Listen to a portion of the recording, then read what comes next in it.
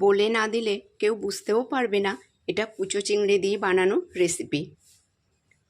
পরিবেশনের জন্য রেসিপিটা একটা পাত্রে ঢেলে নিলাম। এবার আপনারা দেখে নিন রেসিপিটা কিভাবে বানিয়েছি। নমস্কার বন্ধুরা, রেসিপিটা বানানোর জন্য এখানে বেশ কিছুটা কুচো চিংড়ি মাছ ভালোভাবে ধুয়ে পরিষ্কার করে নিয়েছি।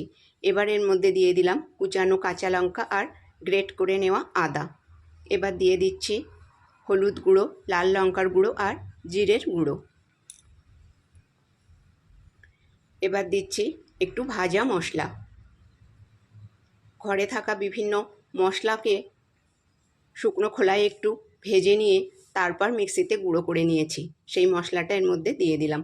এবার দিয়ে দিচ্ছি 2 টেবিল চামচ বেসন। এবার দিয়ে দেব আতপ চালের গুঁড়ো। প্রথমে 1 চামচ দিয়ে দিলাম, আরও অল্প একটু দিয়ে দেব। আরও হাফ চামচ দিয়ে এর মধ্যে দিয়ে দিচ্ছি স্বাদ মতন লবণ। এবার এই সমস্ত উপকরণগুলোকে এরকম আলতো হাতে মিশিয়ে নেব। এগুলো মেখে বা চটকালে হবে না, এরকম আলতো করে মিশিয়ে নিতে হবে। এদিকে কড়াতে সাদা তেল গরম করে নিয়েছি।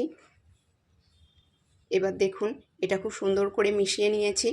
এবার আলতো করে এর মধ্যে এরকম করে বড়ার আকারে দিয়ে দেব। এগুলো একেবারে ভাজলে হবে না, কারণ একেবারে এটাতে কুলাবে না, তাই আমি দুবারে এগুলো ভেজে নেব। দেখুন অনেকগুলোই দিয়ে দিয়েছি। এবার এগুলোর একটা পিঠ ভাজা হয়ে গেছে। ঠিক এরকম সময় এগুলো অপর পিঠটা উল্টে দিচ্ছি। আর এগুলো যখন ভাজতে হবে তখন গ্যাসের ফ্লেমটা একটু মিডিয়ামে দিয়ে রাখতে হবে, তা না হলে ভিতরটা কাঁচা থেকে যেতে পারে। একটু মিডিয়ামে দিয়ে এগুলো ভেজে নিতে হবে।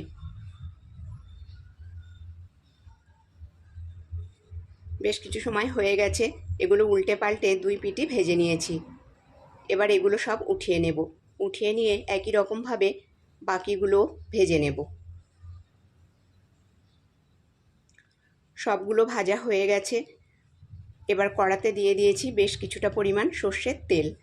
এবার এর মধ্যে দিয়ে দিচ্ছি বড় সাইজ করে কেটে নেওয়া আলু।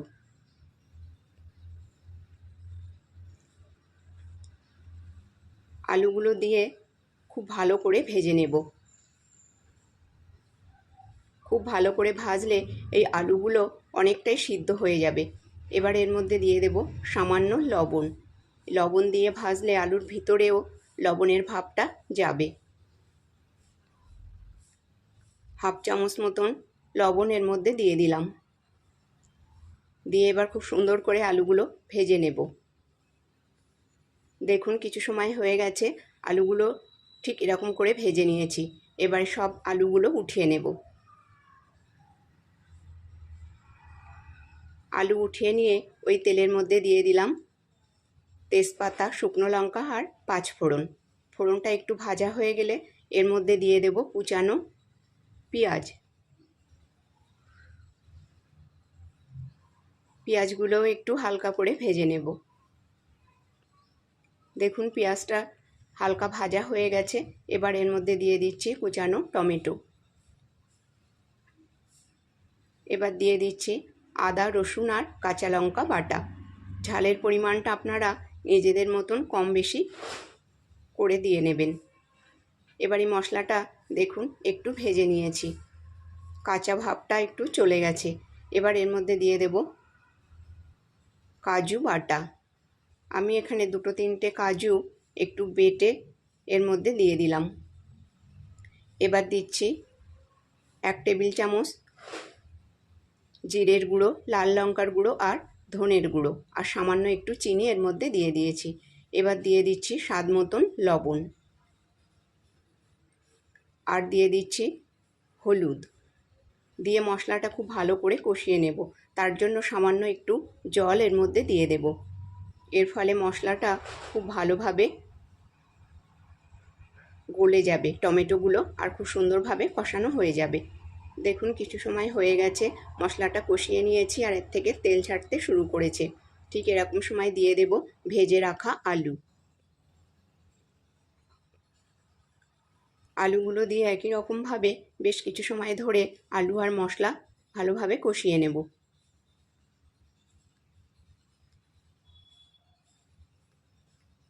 কিছু সময় হয়ে গেছে, এটা কষানো হয়ে গেছে। এবার এরকম সময় এর মধ্যে দিয়ে দেব গরম জল। জলটা একটু বেশিই দিতে হবে। এইভাবে এবার মিশিয়ে দিয়ে এটাকে ঢেকে কিছু সময় অপেক্ষা করব। মিনিট 5 এটাকে রেখে দেব। ফিরে এলাম 5 মিনিট পর। দেখুন আলুটা সিদ্ধ হয়ে গেছে। এবার এর মধ্যে দিয়ে দিচ্ছি সামান্য কাশ্মীরি লঙ্কার গুঁড়ো। আলু যেহেতু আগে ভালো করে ভেজেছিলাম তাই আলুটা খুব সুন্দর সিদ্ধ হয়ে গেছে। এবার এর মধ্যে দিয়ে দিলাম ভেজে রাখা চিংড়ি মাছের বড়া। দিয়ে এটা এইভাবে ভালোভাবে মিশিয়ে নেব। বন্ধুরা, এর মধ্যে সামান্য একটু লবণ লাগবে, সামান্য একটু লবণ আমি দিয়ে দেব। এবার এর মধ্যে দিয়ে দিচ্ছি ধনেপাতা কুচানো আর দিয়ে দিচ্ছি ভাজা মশলা। আমি এখানে অল্পই দিচ্ছি, আপনারা যদি বেশি রিচ পছন্দ করেন তাহলে মশলার পরিমাণ একটু বেশিই দেবেন।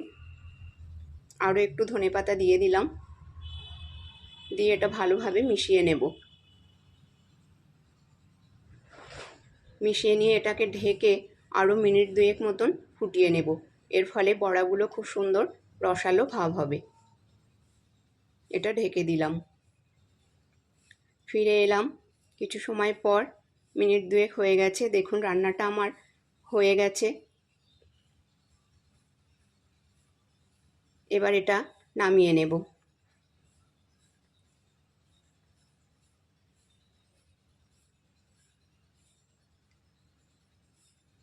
দেখুন পরিবেশনের জন্য রান্নাটা সম্পূর্ণ তৈরি। বন্ধুরা, আমার আজকের এই রেসিপিটা যদি আপনাদের ভালো লেগে থাকে তাহলে লাইক, শেয়ার এবং চ্যানেলটাকে সাবস্ক্রাইব করে পাশে থাকবেন। ধন্যবাদ।